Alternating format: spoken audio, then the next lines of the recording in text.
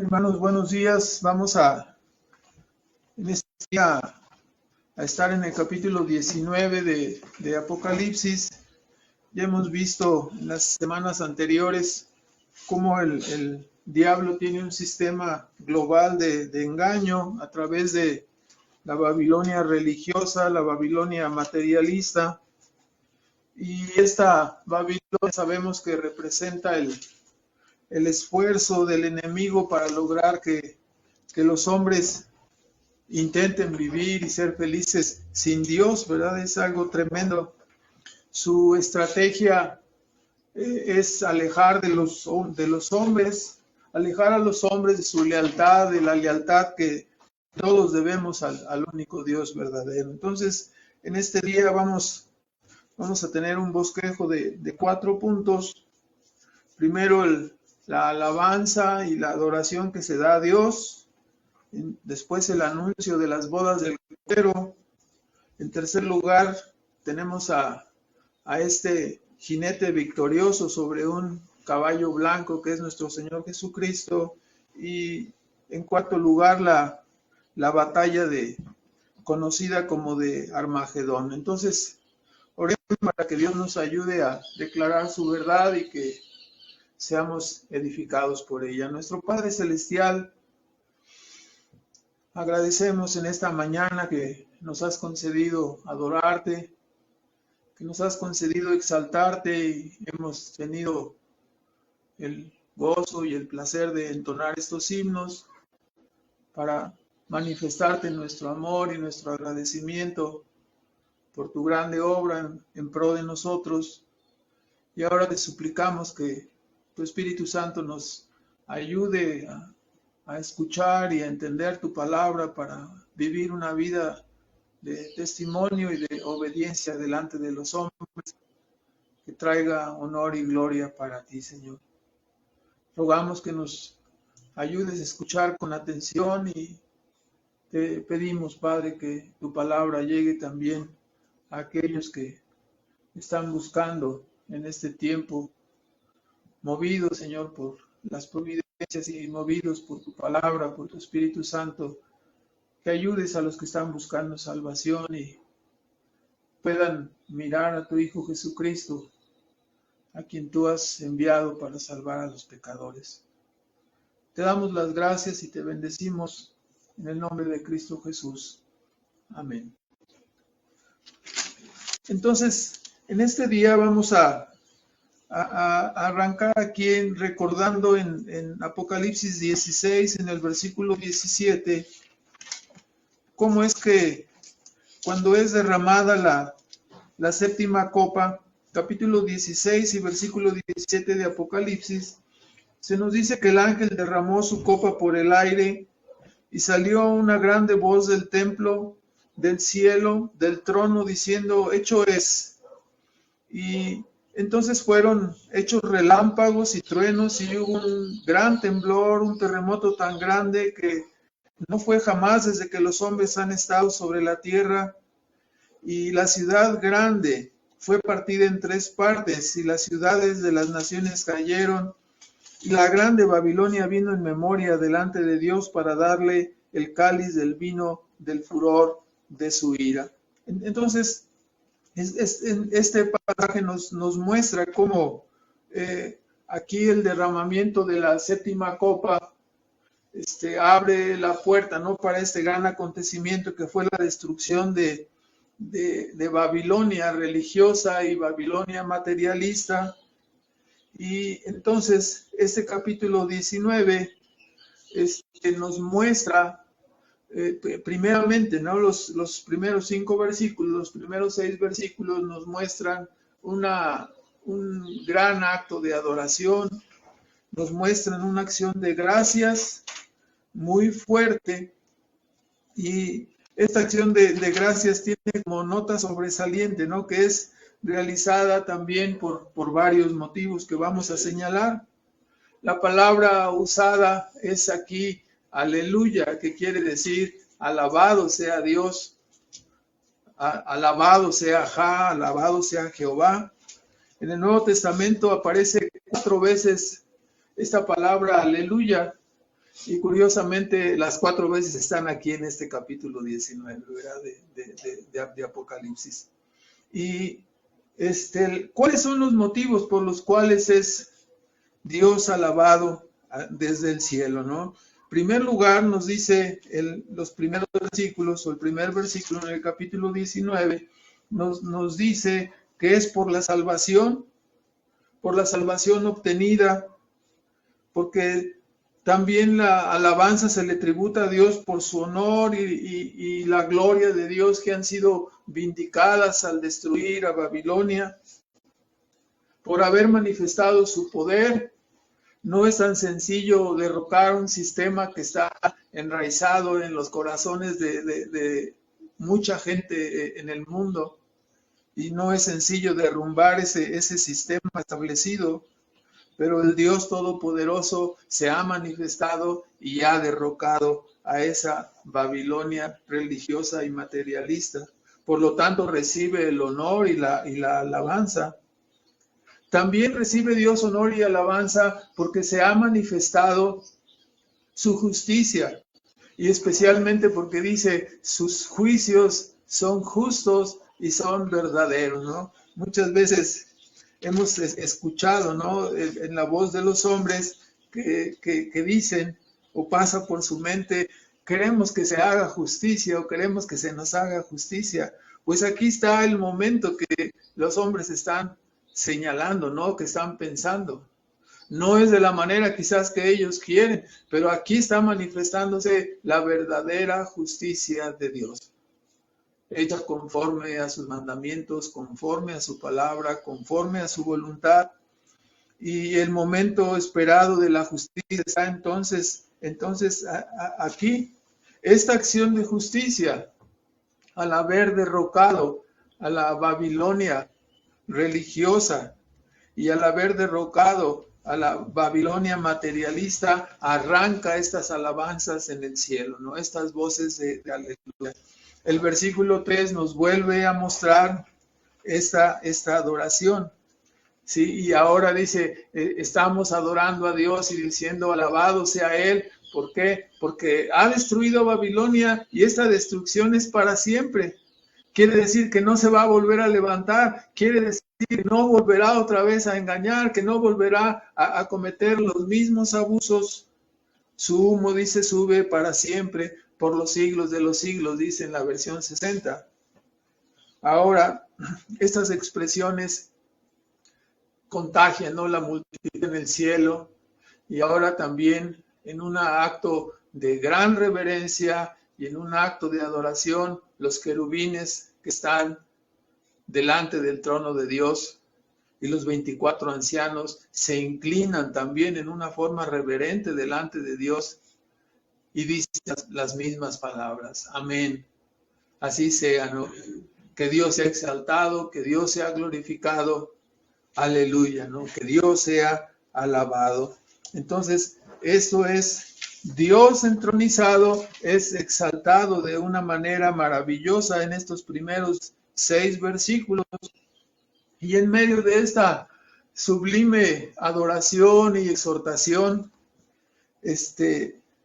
surge una voz desde el trono que dice y está invitando, exhortando a todos los hombres, dice, grandes y pequeños, a todos los siervos de Dios, que se unan a este canto, que se unan a esta alabanza y que repitan juntamente, ¿no?, todas las personas, todos los siervos de Dios, este himno, alabado sea Dios. Muchas veces cuando estamos escuchando la predicación, cuando estamos adorando a Dios, estas expresiones salen de nuestro corazón y con nuestra boca expresamos aleluya, ¿verdad? Alabado sea Dios, gloria a Dios, aleluya, decimos en la adoración cotidiana de la iglesia a nuestro Salvador.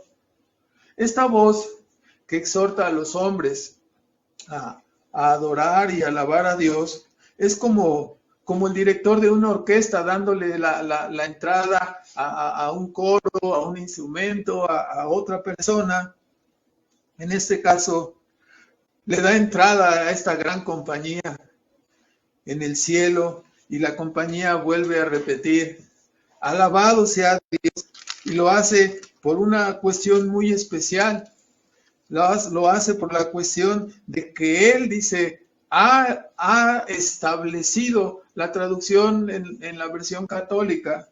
En la versión católica dice, porque, aleluya, dice, porque Él ha establecido su reino. La palabra reinar está aquí en pasado. En la versión, en la Reina Valera textual también dice, el Señor Todopoderoso asumió el reino. El Señor Todopoderoso reina, dice la versión 60. En realidad es el establecimiento de su reino. Podemos entender, ¿no? Esta celebración se da en este contexto. El derrumbamiento de la Babilonia trae, ¿no? El encumbramiento de Dios, vindica su justicia, vindica su verdad, vindica su causa, y esto es lo que arranca tantos loores y alabanzas en el cielo y en el corazón de todos los hijos de Dios. Es una gran celebración. Entonces, la caída de Babilonia introduce el establecimiento del reino y abre la puerta, ¿no? Por eso es la grande alabanza. Abre la puerta porque enseguida se nos da un grande anuncio. Este es nuestro segundo punto. ¿Por qué hay tanta alegría? Dice, porque ya estamos viendo lo que viene, ¿no? Lo que viene son las bodas del Cordero. El establecimiento, la derrota del mal y el establecimiento del reino de Dios traen precisamente la llegada, ¿no? El anuncio de las bodas del Cordero. Se trata de este punto, ¿no? Las bodas del Cordero son venidas. Y podemos recordar que en las bodas, al estilo judío, había 3 etapas. Sí, la primera etapa es la etapa del compromiso. Se hace el compromiso o la promesa de matrimonio. Son los esponsales o el tiempo del desposorio, vamos a decirlo así, así se menciona. En segundo lugar, después venía la presentación y el pago de la dote. Y ya después, en tercer lugar, venía la celebración del matrimonio. Y esta ilustración es valedera, ¿no? Cuando hablamos de la salvación y cuando hablamos de la obra de Cristo. Porque nosotros sabemos, ¿no? En una forma sencilla, que en el pacto eterno, Dios, el Padre, el Hijo y el Espíritu Santo trazaron un plan. Ahí el Hijo se comprometió, ¿verdad? E hizo la promesa eligió a su esposa desde antes de la fundación del mundo, ¿verdad? En ese pacto de gracia. Después, en el tiempo, hace 2000 años, en números cerrados, estamos hablando que Cristo vino y se presentó y pagó la dote, ¿no? Muriendo en la cruz del Calvario. Lo que tenemos aquí ahora, hablar de las bodas, es la segunda venida de Cristo que está viniendo para tomar a su esposa y para vivir eternamente con ella en el cielo. Entonces, el anuncio conmociona el cielo y conmociona todos los corazones de los creyentes. Ya viene el Salvador, ¿no? Y viene para las bodas. Este es el anuncio maravilloso que se hace. Lo que vendrá causa gran alegría porque vienen las bodas del Cordero. Entonces vuelvo a repetir, la destrucción del sistema anticristiano llamado Babilonia abre el camino para este gran acontecimiento esperado por todos los creyentes. Los creyentes somos la esposa de Cristo. Entonces estamos esperando el tiempo final de que seamos llevados a vivir eternamente con Él, ¿no? Entonces el anuncio es ya llegan las bodas, ¿no? Ya por fin partiremos de este mundo y estaremos eternamente con Dios en el cielo. Todo eso es motivo de gozo, ¿no? La ilustración usada aquí por el apóstol al hablar al mostrárseles las bodas del Cordero, es la alegría, ¿no? de una novia que está esperando la fecha de su boda, y cuando llega la fecha de su boda se se arregla y se prepara, porque ya llegó el momento, no va a llegar a vivir con su amado para siempre. Y esta es la ilustración que tenemos. La esposa dice, se ha preparado, se le ha concedido. Es curioso porque la escritura usa aquí en esta parte que se le ha concedido a la esposa que se vista de gala, ¿no? Que se vista de las acciones justas. La palabra usada aquí para cubrirse con esa justicia es la misma palabra usada en Romanos capítulo 5, versículo 16, cuando habla de la justicia, de la justificación que Cristo imputa en los creyentes, salvándoles. Y esta frase es usada pues ahí en Romanos, y podemos decir con certeza que se trata, ¿no?, de la justificación o de la justicia de Cristo imputada en la vida de los creyentes. Este es el vestido de bodas. Esto es lo que nos capacita para ser la esposa del Cordero. La justicia de Cristo que nos hace ver perfectos a los ojos de Dios, sin ninguna falla, sin ninguna mancha, todos nuestros pecados perdonados y mirando solamente la obra perfecta de Cristo, como si fuera nuestra, ¿no?, en nuestras propias vidas. Cuando dice que a la esposa le ha concedido vestirse de las acciones justas, no nos está diciendo que sea posible que nosotros vayamos a añadir a la justicia perfecta imputada de Cristo, ¿sí? Esta justicia de la justificación es igual en todos los creyentes y no puede ser añadida ni modificada. Es la obra perfecta de Cristo en nosotros. Si nosotros consideramos al ladrón que murió en la cruz al lado de Cristo, junto a Cristo, también crucificado, recordamos que él no tuvo tiempo de hacer ninguna obra, pero él está listo para las bodas, ¿no? Porque había sido justificado con esa justicia perfecta imputada de Cristo. Tan justificado como un hombre que sale de este mundo después de 20 años de servicio en el camino del Señor. Entonces, ¿cuál es la forma en que la esposa debe prepararse? Eso sería la pregunta para nosotros.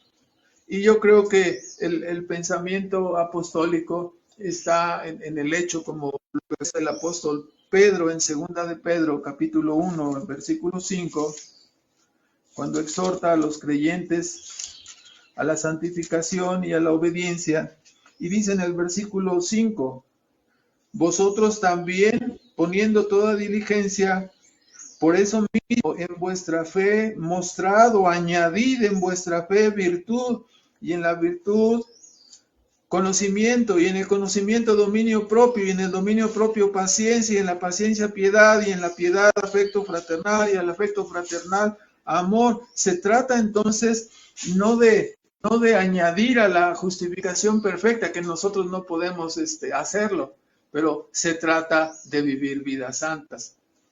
Se trata de añadir, ¿no? Siempre la justificación verdadera vendrá acompañada de una santificación verdadera en la vida de los creyentes. Son dos cosas que no se pueden separar, ¿sí? Es como el nuevo nacimiento traerá como consecuencia la manifestación de las cualidades o las características del nuevo ser en Cristo.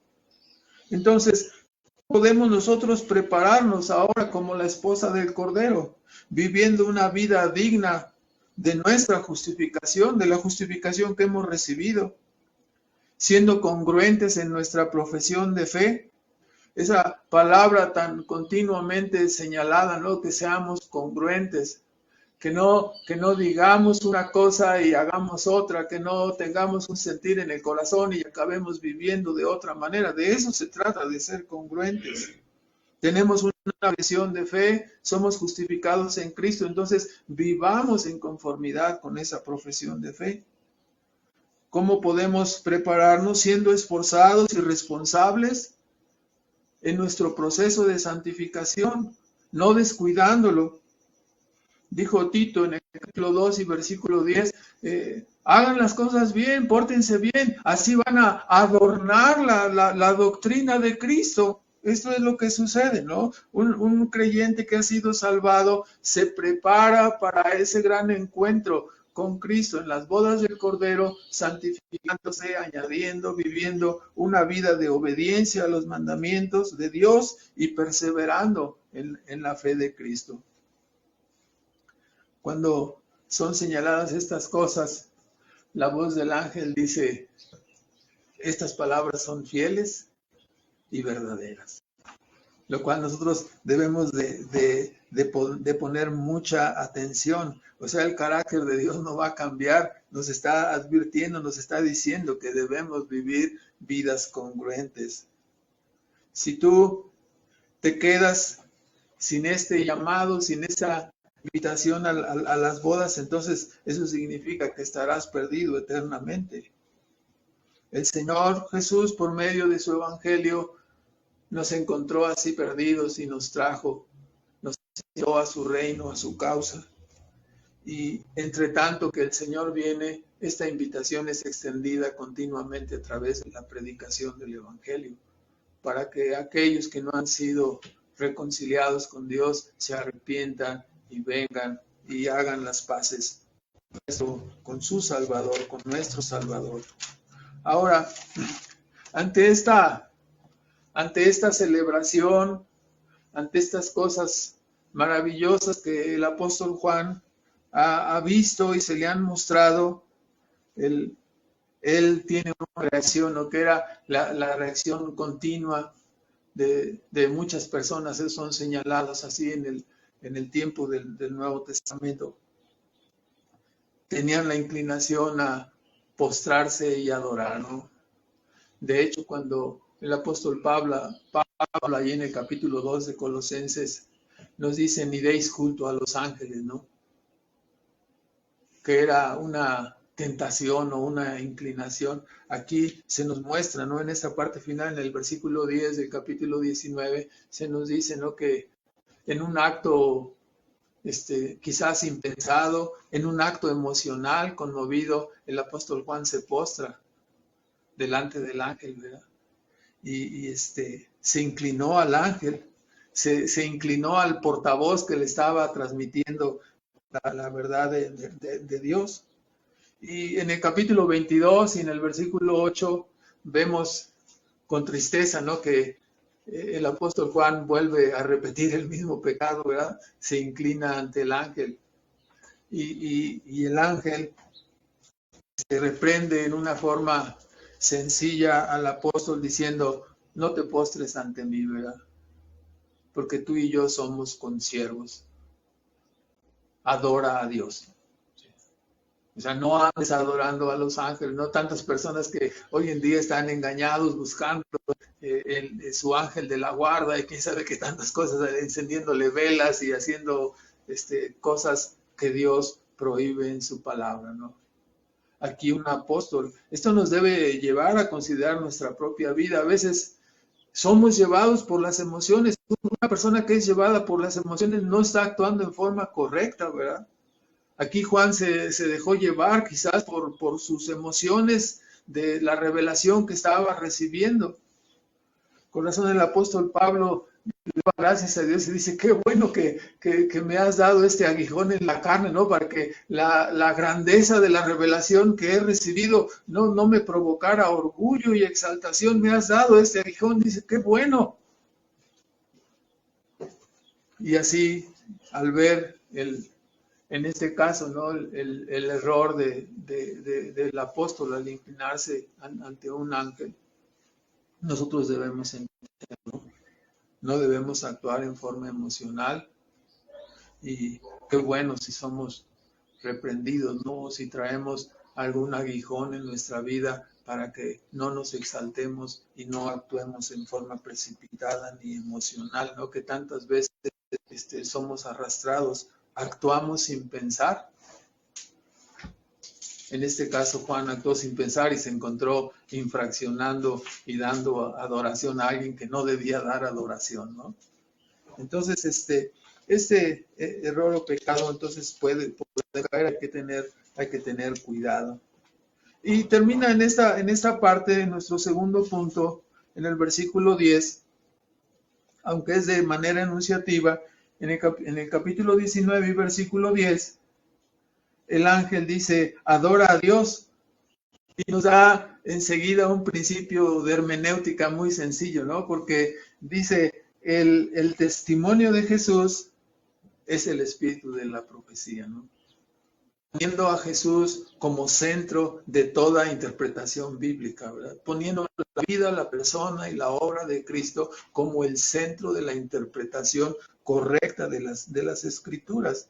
Ese es un principio de hermenéutica que nunca debemos pasar por alto, ¿no? O sea, si nosotros queremos entender la Biblia, ¿sí? Aparte de Cristo, jamás lo vamos a lograr.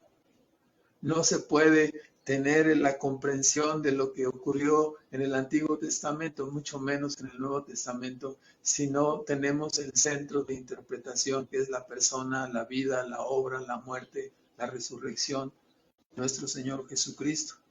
Este es el principio de hermenéutica que está aquí, ¿no? El que quiere entender la Escritura debe comenzar, ¿no? Postrándose, inclinándose, adorando, sirviendo ¿a quién? A Cristo. Ese es el principio de interpretación. Ahora, el tercer punto, el anuncio de las bodas, el anuncio de las bodas del Cordero, da por sentado un hecho, ¿no? ¿Qué es lo que tenemos aquí después de la alabanza en el cielo? Ese es nuestro primer punto. Luego, después, el anuncio de las bodas del Cordero. Entonces, si ya son las bodas, si ya se acerca, ¿qué quiere decir? El novio está a la puerta, ¿verdad? Quiere decir que la segunda venida está encima. Y esto es lo que nos está mostrando, ¿no? Aparece en el cielo un guerrero victorioso, ¿no? Montado en un caballo blanco con un gran ejército celestial. Y esta descripción vean ustedes en Isaías, en el capítulo 63. Esta descripción encuentra su trasfondo profético en el libro de Isaías. Podemos leer en el versículo 1 hasta el 6, nos dice, ¿quién es este que viene de Edom? Aquí no se dice el nombre, ¿no? O sea, ustedes lo van a deducir al escuchar la lectura. ¿Quién es este que viene de Edom, de Bosra, con vestidos bermejos? Este hermoso en su vestido, que marcha en la grandeza de su poder. Y dice, yo, el que hablo en justicia, grande para salvar. ¿Por qué es bermejo tu vestido y tus ropas como del que ha pisado un lagar? Dice, pisado he yo solo el lagar, y de los pueblos nadie fue conmigo. Pisélos con mi ira y hollélos con mi furor, y su sangre salpicó mis vestidos y ensucié todas mis ropas. O sea, cuando nosotros vemos a este jinete vestido con una ropa manchada de sangre, no estaba en la cruz, no está en la cruz, está pisando el lagar de la ira de Dios, ¿no? Ya no es ese Cristo manso y humilde, como vamos a ver en un momento más, ¿sí? Ya no es ese príncipe de paz, ahora es ese guerrero victorioso que viene para aplastar y derrocar a todos sus enemigos. Porque dice, el día de la venganza está en mi corazón y el año de mis redimidos es venido. ¿Sí? Y miré y no había quien ayudara y maravilléme que no hubiera quien sustentase y salvóme mi brazo y sostúvome mi ira. Y con mi ira hollé los pueblos, embriaguélos de mi furor y derribé a tierra su fortaleza. Entonces, esta descripción viene de aquí. Esta presentación de Cristo en el cielo, como dice en Apocalipsis 19, es su regreso. Y obviamente Cristo no viene a tomar la cruz nuevamente, ¿no? Obvio que no viene a tomar la cruz nuevamente. En su regreso Cristo derrotará a todos sus enemigos. En su segunda venida será un acto de justicia lo que se manifestará. La fidelidad y la veracidad de la palabra de Dios serán vindicadas en el regreso de Cristo. Para que las bodas puedan venir, se requiere extirpar, ¿sí?, todo el mal que existe, ¿no?, para establecer un reino de justicia, y entonces viene la celebración. Sabemos que desde su resurrección, Cristo murió en la cruz, ¿sí?, fue sepultado y resucitó al tercer día. Desde entonces Cristo reina, esto lo entendemos, pero ¿en dónde reina?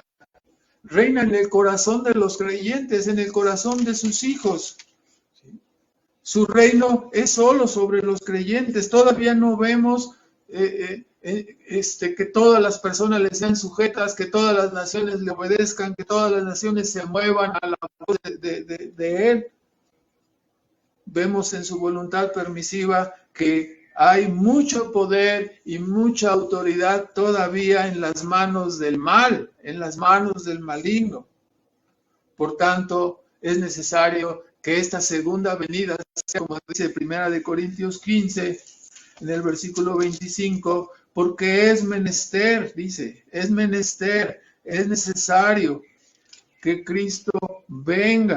Versículo 25, es menester que Él reine hasta poner a todos sus enemigos debajo de sus pies. Y eso es lo que tenemos aquí, ¿no? Cristo viene, ¿para qué? En su segunda venida, ¿para ofrecerse otra vez en la cruz? No. Entonces, ¿a qué viene? Viene a reinar, para poner a todos sus enemigos debajo de sus pies. Entonces, este guerrero victorioso y conquistador es identificado. Y varios nombres le son dados en esa sección, en el capítulo 19 de Apocalipsis. Dice, Él es fiel y verdadero. ¿Por qué? Porque en su primera venida, ¿sí?, declaró y testificó la verdad de la vida y del propósito de Dios. Es fiel y verdadero. Dios prometió antes de la fundación del mundo enviar a su Hijo. ¿Y qué pasó? Lo envió. Y dio testimonio de la verdad. Yo para esto he venido, para dar testimonio de la verdad.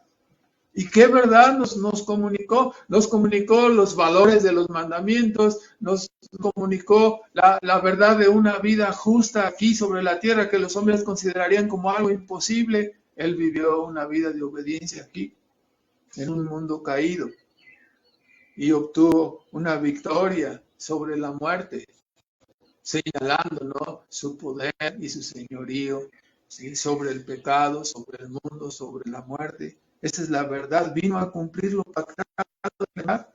¿Cuál es su arma? Obligó a las personas. No, dice, su arma es su justicia. No es la arbitrariedad, sino la justicia. Y sus ojos son como llama de fuego. Esa es la idea de la omnisciencia de Dios, que penetra todas las intenciones y los deseos y las inclinaciones del corazón. Su omnisciencia que no permitirá que nadie escape delante de Él. Es el Todopoderoso, ¿sí?, indicado aquí. Ahora dice, que venía montado en este caballo blanco y tenía muchas diademas, ¿no? El indicativo, las coronas, las diademas que indican todo su poder, el todo poder de Dios. ¿Y quién es? Juan utiliza una de sus palabras favoritas, ¿no?, que aparecen en su evangelio. Dice, tiene por nombre en su pierna, dice, el verbo de Dios. Es la palabra de Dios. Con esa palabra, Juan enlaza así como si estirara todo su mano a través del tiempo hasta el Apocalipsis, hasta el Génesis, perdón, cuando esta palabra dio origen a todas las cosas. Y esta misma palabra vendrá para cerrar el tiempo, ¿no?, para consumar todas las cosas que Dios ha establecido. El mundo tiene un sentido, el mundo tiene una historia, el mundo tiene una dirección, el mismo que la creó, ¿sí?, el mismo que vino y dio testimonio y partió la historia de este mundo en dos. Ahora en su segunda venida para triunfar y establecer su reino y poner a cada uno en su lugar. Es el Todopoderoso. Este es el verbo de Dios, tal como lo nombró Juan en su evangelio, ¿no? Ahora, aunque he señalado, la escritura dice, viene con los ángeles de su poder, su ejército es el ejército celestial, aquí vienen las nubes, veas, segunda de Tesalonicenses 1:7, donde nos muestra cómo Cristo volverá. Dice 2:7, ya está, estoy hablando segunda de Tesalonicenses 1:7, perdón. Y a vosotros que sois atribulados, dice, es justo, dice, dar gozo con nosotros cuando se manifestará el Señor Jesús del cielo. ¿Con quiénes viene? Dice, con los ángeles de su poder. Entonces, el apóstol da este anuncio, ¿no? y viene Cristo y nos apunta además que Él usará una sola herramienta, ¿no? La espada de su boca, que nosotros sabemos que es la palabra, ¿verdad? Para derrotar a todos sus enemigos. Dios creó el mundo por su palabra, Él dijo y fue hecho. Y ahora el juicio sobre el viejo orden es efectuado de la misma manera con el poder de su palabra, ¿no? Y así llegamos a lo que es el final de la historia en su segunda venida. El final de la historia es que el humilde carpintero de Nazaret se manifestará como el Rey de Reyes y Señor de Señores. Es lo que nos está diciendo Juan ahora, ¿no? Nuestro último punto en este bosquejo, el capítulo 19 de Apocalipsis termina batalla conocida, ¿no? Vea en Apocalipsis 16, que leímos al principio, porque las naciones son reunidas por esta trinidad satánica, ¿no? El dragón, la bestia y el falso profeta. Dice que enviaron 3 espíritus inmundos, capítulo 16, versículo 13, y para congregar, dice, ir a los reyes de la tierra para congregarlos para la batalla de aquel día del gran Dios Todopoderoso. Es la batalla, dice versículo 16, los congregó en el lugar que en hebreo se llama Armagedón. ¿Qué es lo que tenemos aquí, no? Los ejércitos enemigos reunidos ahí, y la visión de Cristo viniendo con sus ángeles. ¿A dónde viene? Viene a enfrentar a este ejército para aplastarlo, ¿no? ¿Qué usará? La espada, el poder de su palabra. Los ángeles pudiera haber venido solo, ¿no? Y destruirlo, pero viene manifestando su grandeza acompañado de sus ángeles. Y en esta batalla conocida como la batalla de Armagedón, según Apocalipsis 16, aunque la batalla nunca es descrita, ¿sí? Solamente manifiesta la ilustración, y sale un ángel invitando a las aves del cielo. ¿Cuáles son las aves del cielo que son invitadas? Las aves del cielo que son invitadas son las que vuelan en el cielo, ¿no? Es decir, en este caso nosotros entendemos la señal donde se junten las águilas, dice, donde se junten los buitres a comer, dice, vengan porque viene esta gran cena de Dios, dice, así es nombrada en el capítulo 17, versículo 19, 17, venid y congregaos a la cena, dice, del gran Dios. Esta es la contraparte, ¿no? Mientras son las bodas del Cordero, lo que va a venir en relación con los enemigos de Dios es esta cena del ¿no? Es invitado en esta batalla, por fin se manifiesta, ¿no? Abiertamente la guerra entre Cristo y Anticristo. Y ahí se da el choque en esta batalla, ¿no? La batalla decisiva había sido peleada en la cruz del Calvario, y ahora viene el remache. Y el remache es la destrucción de los enemigos de Dios. En esta que la batalla no hay ninguna descripción de espadazos, no hay aviones, no hay nada, solamente se nos informa el resultado de la batalla. Y el resultado de la batalla es que, versículo 20, la bestia fue presa, el anticristo, y con ella también el falso profeta que había hecho las señales delante de ella y que había engañado a las naciones, ¿no? Y los demás, los reyes y todos los demás, dice, los otros fueron muertos con la espada que salía de la boca del que estaba sentado sobre el caballo, y todas las aves fueron hartas de la carne de ellos. Entonces, Juan nos informa la derrota de estos enemigos, la bestia y el falso profeta, y si son echados al lago de fuego. No aparece aquí la palabra infierno, pero nosotros entendemos, ¿no? Si leemos, por ejemplo, Mateo 5, 22, donde Cristo dice, si una persona dice, no matarás, pero yo te digo que si tú odias a tu prójimo, ¿sí? Y piensas mal en contra de él, le dices raca o necio, dice, ya lo mataste, y tu parte será, ¿en dónde? ¿Sí? En el infierno, en la ajena, ¿sí? Y que describe como un lugar de fuego, ¿no? Como un lugar de fuego. Entonces, el infierno mencionado por Cristo ahora es colocado aquí, ¿no? Algunas versiones traducen que el infierno y la muerte le seguían. La palabra que aparece traducida ahí es como Hades, no es la palabra ajena, es la palabra Hades, y debe ser traducida como aparece en la versión 60, ¿no? El Hades y la muerte le seguían y son echados también, ¿a dónde? Al lago de fuego.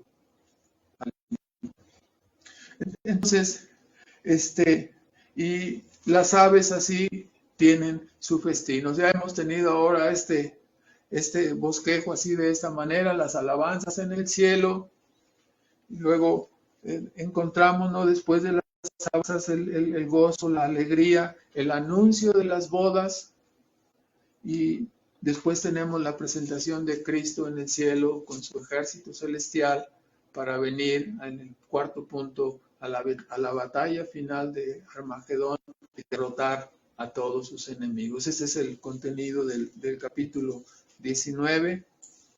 Tremendo.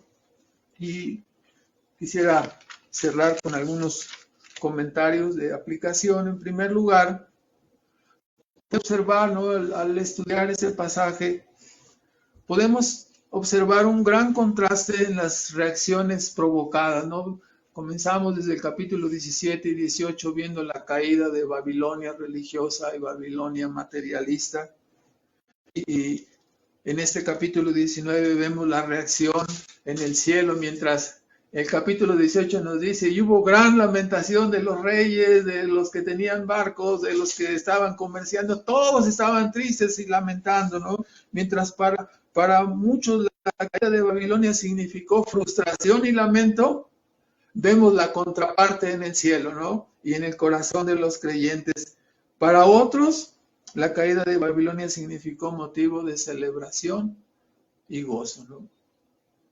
La Escritura nos da esta contraparte, ¿no? En unos lamentación, frustración, pérdida, y en otros gozo, alegría, contentamiento. Y eso es lo que va a ocurrir. Al final, este mundo será partido solo en dos lugares, no en dos partes. Habrá una división de toda la humanidad. Los que tendrán lamento y tristeza y lloro y pérdida, y los que tendrán gozo y alegría y redención y el cielo. Esto es lo que está presentado aquí. Sin lugar a dudas, este evento saca a la luz lo que hay en los corazones. Y debemos preguntarnos, ¿no? ¿Cuál es nuestro sentir? ¿Con quién te identificas? ¿Con los que pierden o con los que tienen el gozo y el contentamiento? ¿Se angustió tu corazón por la caída de ¿Se angustia tu corazón o se angustió cuando estás escuchando la caída de Babilonia, la caída de este mundo? ¿Se regocija tu por el triunfo de Dios y su causa y su reino y la derrota de sus enemigos? ¿Tienes gozo? Y uno puede identificar, ¿no?, lo que ha sentido al leer estos pasajes, lo que ha sentido al escuchar la expresión el triunfo de Cristo, lo que ha sentido al ver vindicado su causa, su lugar, o lo que ha sentido por la pérdida, ¿no? Como se fue todo, toda mi esperanza estaba aquí en el mundo, entonces llorarás y tendrás una pérdida eterna, ¿no? Este pasaje manifiesta los corazones. Te pregunto si hay un eco en tu corazón que pueda decir también, aleluya, gloria a Dios.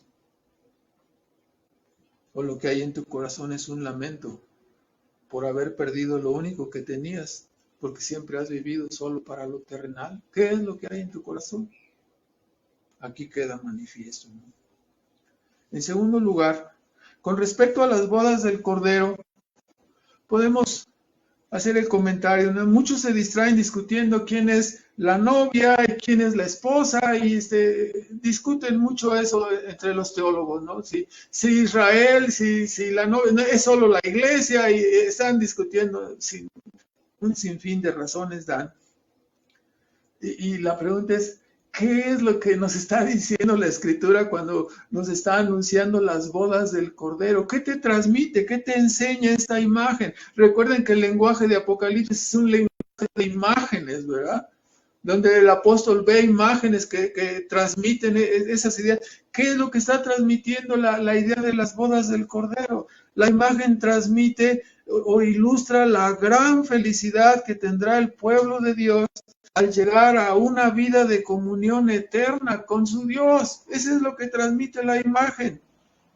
No, si las bodas del Cordero ilustran la gran felicidad que tendrá el pueblo de Dios al llegar a la cúspide, al momento de su unión, a una vida de comunión eterna. Ya conocemos algo de esa felicidad ahora, pero la tendremos ya libres de pecado, transformados, sin una mancha y listos para disfrutar eternamente de la comunión con Dios. Los que están discutiendo quién es la novia y quién es si Israel, si la iglesia, y se pasan discutiendo muchas cosas de estas, se olvidan, ¿no? Le voy a poner una ilustración que nos va a ayudar. ¿Sí? Si usted lee por ahí, lo lee en su casa, capítulo 22 de Mateo y capítulo 25. El capítulo 22 se refiere a la parábola de la fiesta de bodas. Y en la parábola de la fiesta de bodas dice, ve y trae a los invitados. No, los invitados no quieren venir. Entonces vete por las calles y invita a todo el que se atraviese por ahí, tú invítalo. ¿Sí? Y luego te das cuenta, ¿qué es lo que está en la figura de la fiesta de bodas? ¿Quiénes son el evento principal ahí? ¿Quién es la persona principal? ¿Quién es? Los invitados, los que vienen a las bodas. No es la novia, no es la esposa, son los invitados. Los creyentes son los invitados, los que oyen el Evangelio y reciben el Evangelio y vienen a Cristo. Luego en el capítulo 25 están las vírgenes prudentes y las vírgenes insensatas. ¿Sí? Y las que van al cielo con Cristo, ¿quiénes son? Las vírgenes prudentes. O sea, no estamos hablando de la esposa, estamos hablando del cortejo. O sea, la figura de la boda tiene esta riqueza, ¿verdad? Entonces aquí, no, que la novia, que la esposa, o sea, date cuenta, lo que se está señalando es la felicidad que se nos presentará cuando seamos llevados al cielo a vivir eternamente en comunión con Dios. Ese es el propósito de hablar de las bodas. Yo creo que este es el fin que tenemos de anunciar así nuestro encuentro con Cristo, ¿no? Todos conocemos la felicidad que existe en lo que es una boda, ¿no? Y salvo que vayas con un cañón en la espalda, ¿sí? La imagen de la boda es una imagen de gozo, de alegría y de felicidad, ¿no? ¿Sí me explico? Y eso es lo que nos transmite la Escritura. Ahora, en tercer lugar, una valoración correcta del futuro que nos espera como pueblo de Dios nos debe llevar a considerar la forma como vivimos. la forma como usamos nuestro tiempo aquí y si estamos valorando correctamente el futuro, de acuerdo a lo que estamos oyendo, entonces tomaremos nuestra vida y nuestro tiempo presente como una oportunidad de preparación para la eternidad.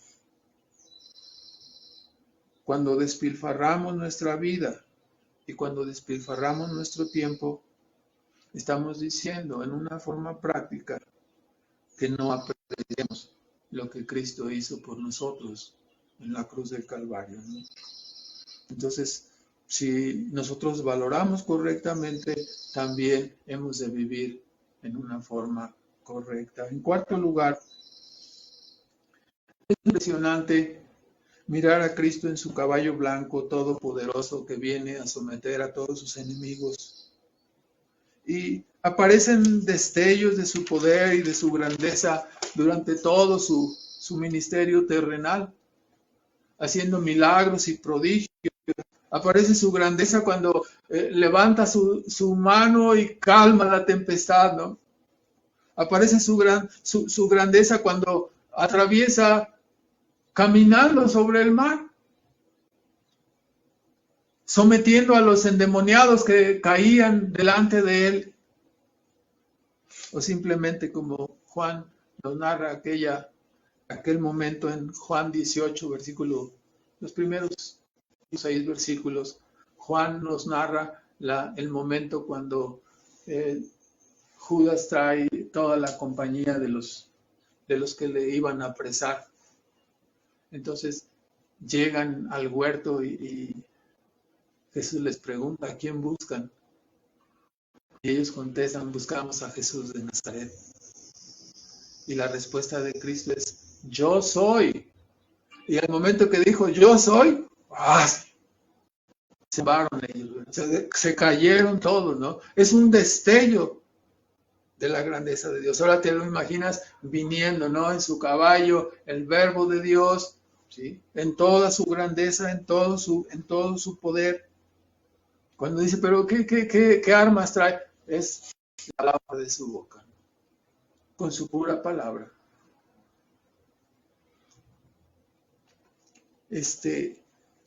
Hoy todavía viene en este tiempo Cristo con su evangelio para todos los que están escuchando. Y todavía viene hoy como el príncipe de paz.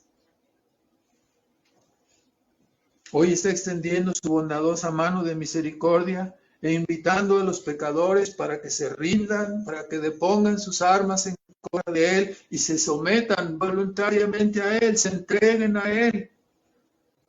La predicación del Evangelio es una invitación formal a un lugar donde no habrá pecado y no habrá pecadores.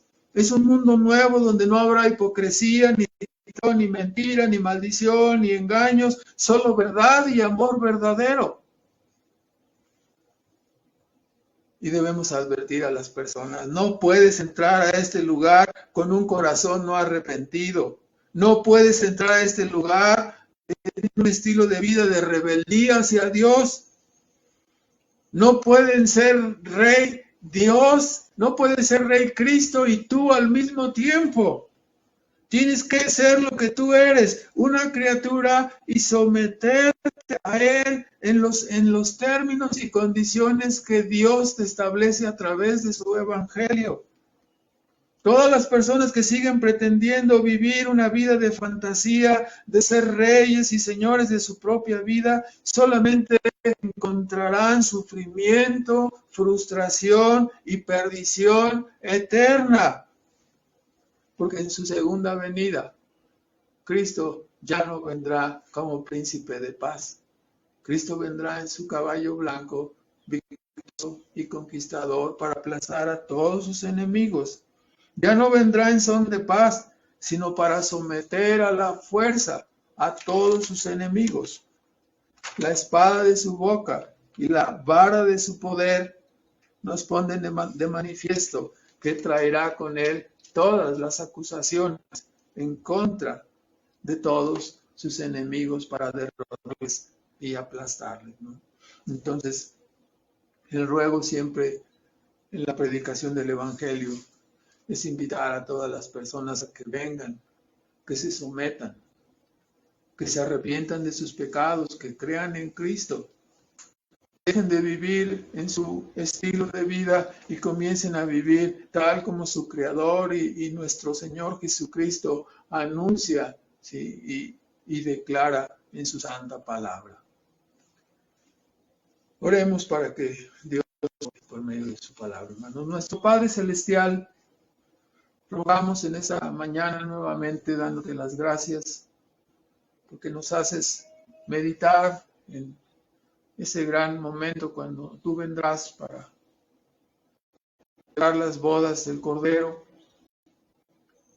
Y Señor, nos dejas ver que el tiempo de conciliación y el tiempo de salvación es ahora.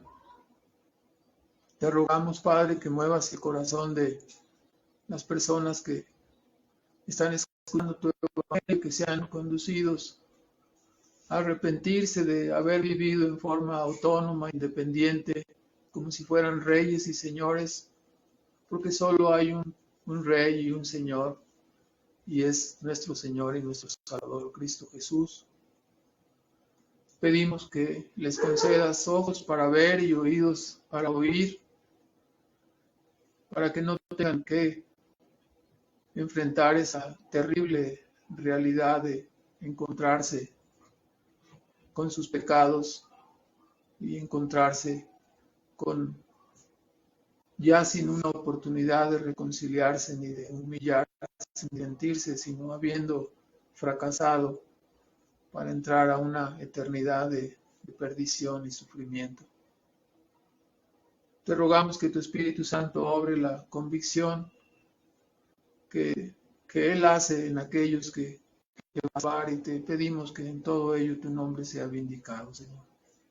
Te reconocemos y te adoramos y te damos gracias porque nuestros corazones estaban muertos tocante a las cosas del Evangelio, pero tú nos diste vida y hay un eco en la mente y en nuestro corazón que también clama y también dice aleluya y alabado seas tú y glorificado seas tú.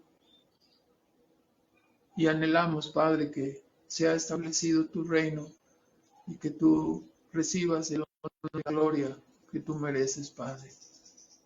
Te bendecimos por tu palabra y te damos las gracias en el nombre de Cristo Jesús, nuestro Salvador. Amén.